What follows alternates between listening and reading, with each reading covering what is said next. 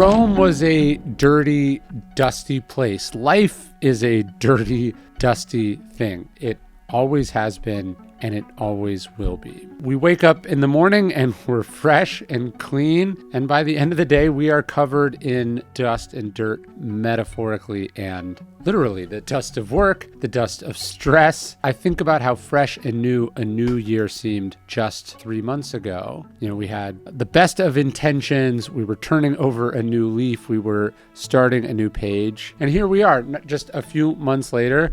Old habits have come back. New bad habits have formed. Stuff has already piled up. We are already behind. And I think that's why we have spring cleaning. We've got pounds to lose. We've got vices to quit.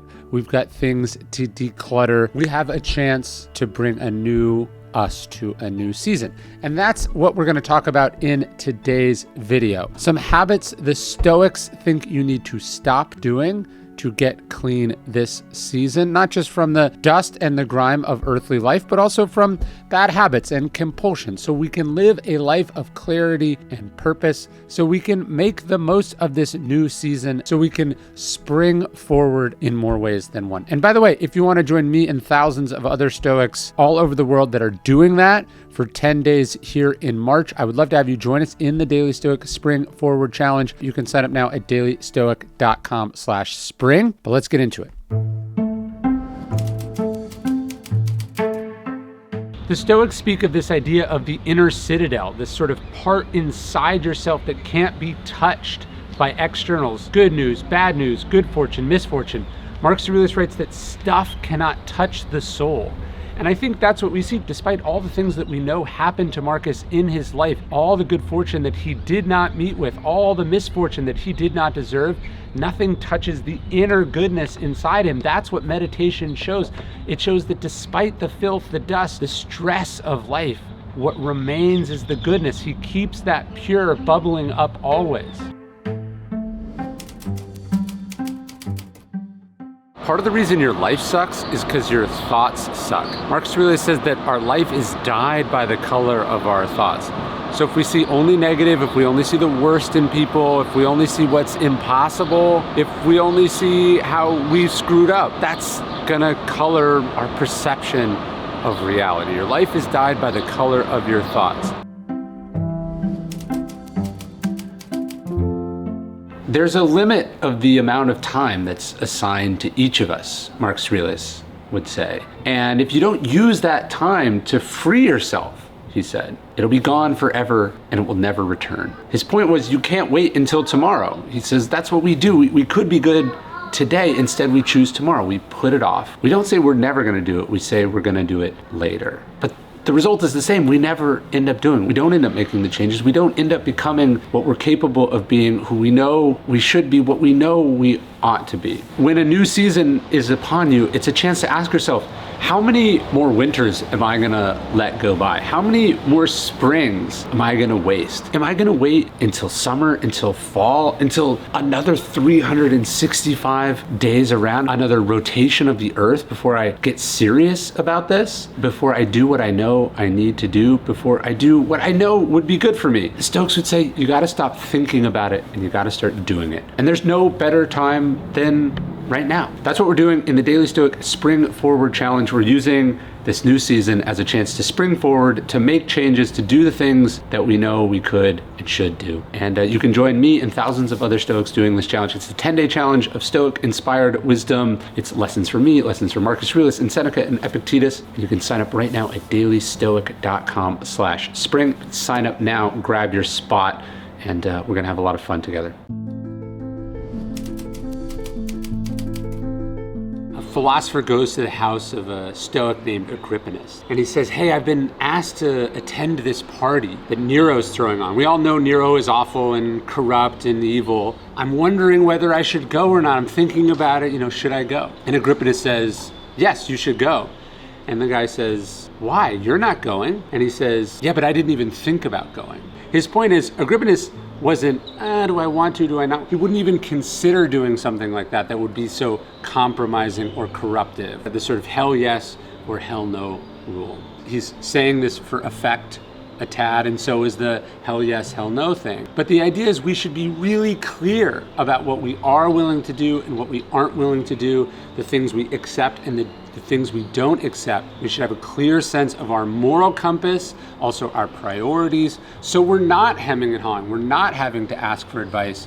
We're not even thinking about it. It's a hard pass or it's an enthusiastic yes.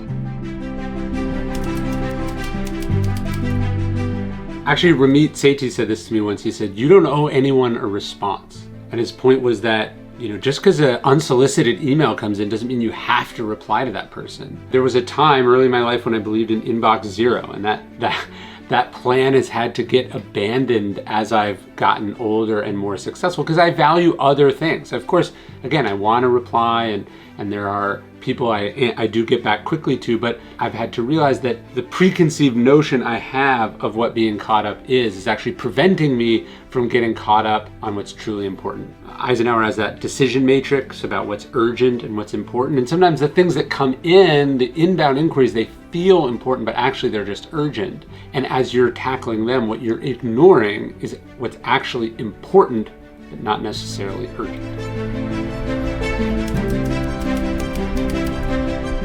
You make haste slowly. This is a Latin proverb. It's actually the favorite of the Emperor Augustus. Festina lente. Make haste slowly. We're driven. We want to go quickly. We want to hustle. We want to get there.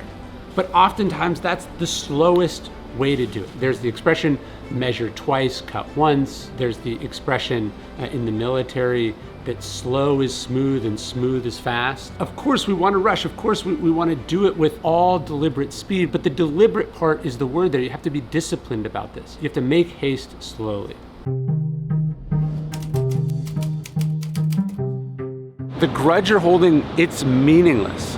Marcus Aurelius says, look at the people who held these grudges, who raged about things, who held on to things. He says, where are they now? They're dead and gone. The grudge went nowhere. And the same is going to happen to your thing. Whatever it is you're upset about, however significant it was for you, eventually it disappears along with you. So how can you work on letting it go? How can you move on? How can you process? How can you not carry it around? How can you not let it consume you?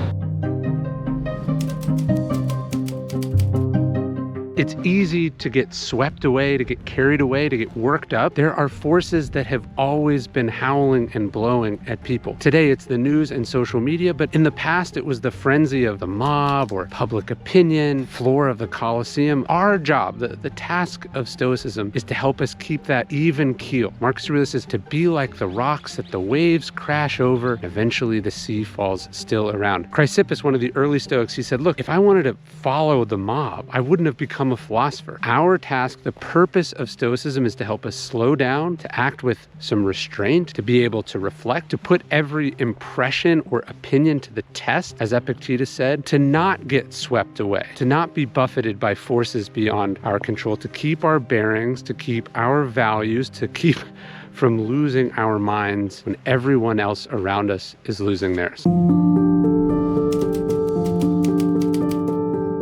At one point in Meditations, Marcus Aurelius says, avoid false friendship at all costs. He says, nothing is more painful, nothing is worse. And he knows this from experience. I tell an obstacle is the way, the story of Marcus being betrayed by Avidius Cassius, his most trusted general, one of his best friends. He declares himself emperor. He essentially attempts to orchestrate a coup. Marcus Aurelius knew that although we wanted to be trusting of people, although we wanted to assume the best in people, we had to understand that people were not perfect. People could be led astray. People could have evil intentions in their heart. We have to be aware of this and we have to be prepared for it.